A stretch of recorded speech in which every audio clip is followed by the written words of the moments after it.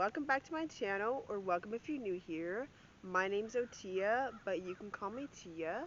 So, today we're gonna make collard greens. From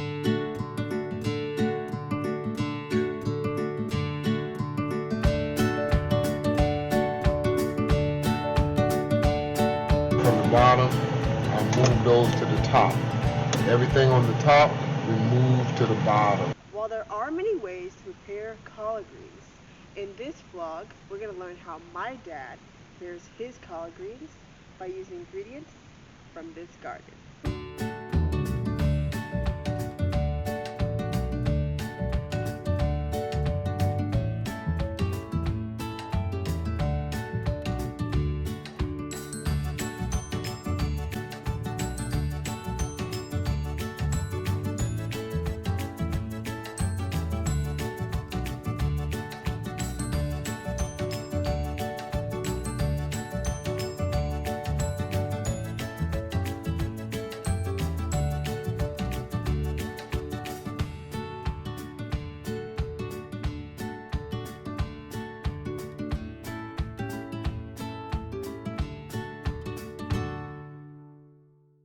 Collard greens have a long association with black folks and religion dating back from West and Central Africa. You cut up in small chunks, small pieces, because it's more for that pretty flavor that goes with it, and you do part of it so it can have a nice crunch, along with the onions.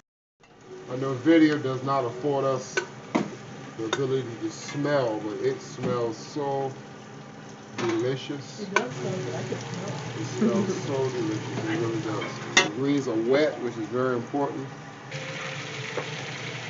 You can immediately get that response back. You can see it start steaming up, steaming down.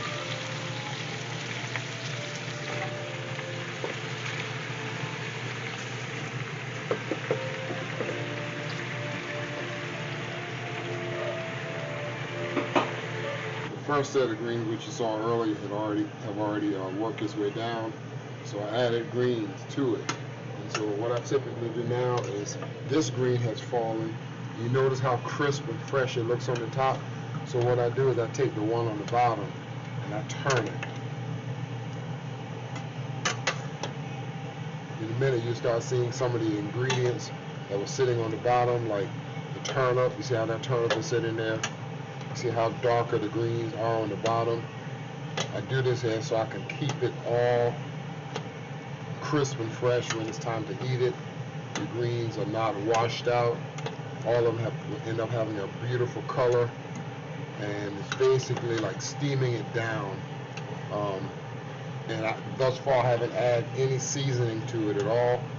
Just want to make sure that it marinates really good off of the turnip, off of the onions. And I did put a little bit of black pepper on the onions prior to it going in. I'm gonna cut up a little bit more turnip in there. I do this so we can just keep it all fresh and crisp.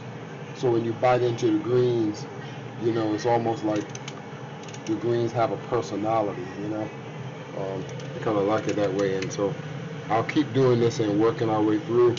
Now, because I'm kind of closing out my winter garden at this point, I have some kale that I also took out of the garden, and I'm gonna add some kale to it. And so let's go over and do the kale. On this side over here I have the kale that it's already we've already took it out of the garden just a few moments ago. Got it all fresh, and by the way, both the greens and the kale, both of them just came out of the garden just prior to going into the pot.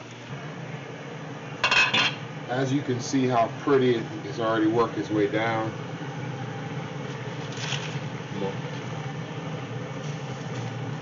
Add the kale to it, add the green. And by the way, this is two flavor of kale. You have your purple kale, and then what you also have is called your white Russian kale. These are the kales I'm adding to this pot of collard greens.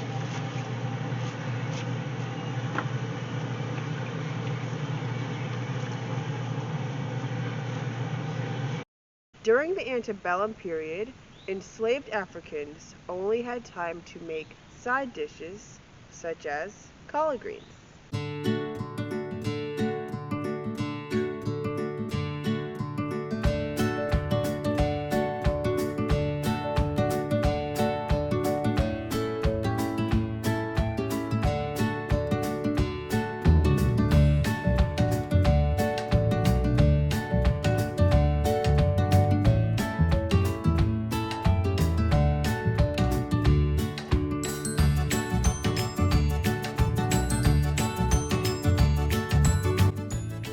In just a few moments, you notice that how the greens has responded, how the onions have responded.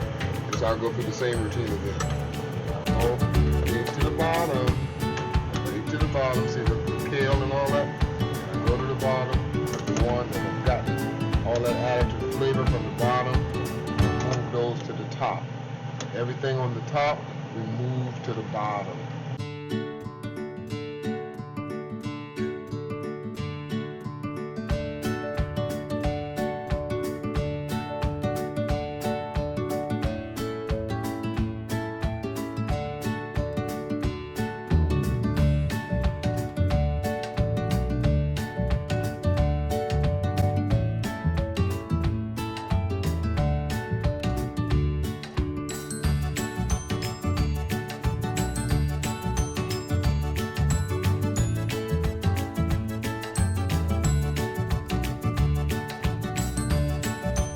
Collard greens are one of the few vegetables that African Americans can grow for themselves and their families. This is the last portion here of the turnip.